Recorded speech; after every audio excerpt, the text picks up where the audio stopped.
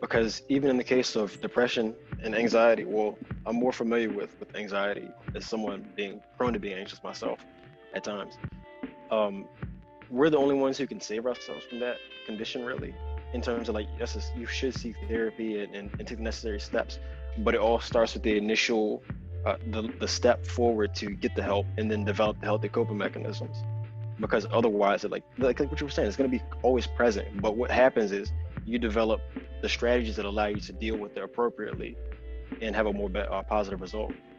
But that's why I disagree, because like I said, emotions, they're not something tangible. Like, we're not chemists in a lab dealing with, pouring a little, like we're not Professor X. We're not pouring a little bit here and a little bit there. There are things that are happening, external factors we can't control, that are pouring those chemicals, and then we have to react.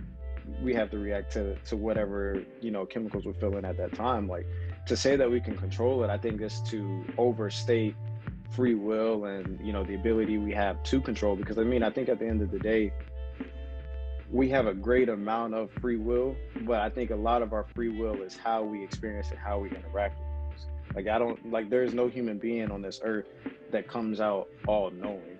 And I think the biggest, and it'll be my example B, is just how kids grow up in itself. Like, kids grow up and they have all these emotions that they don't know how to control. They look at their parents as the examples of how to control those emotions. And if that parent never grew up knowing how to control their emotions, then you have those generational breakdowns. That's not to say that, that even when that parent learns to control that emotion, that, they don't feel it anymore, or that they have this overwhelming control over that emotion.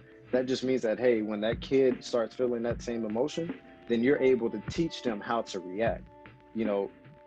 I don't necessarily disagree with you 100%, because I think we're saying the same thing. You're just at a point where you think that you can literally control the emotion that you feel, where I'm saying that we can't control the emotion that we feel, but we can control how we react to the emotion that we feel.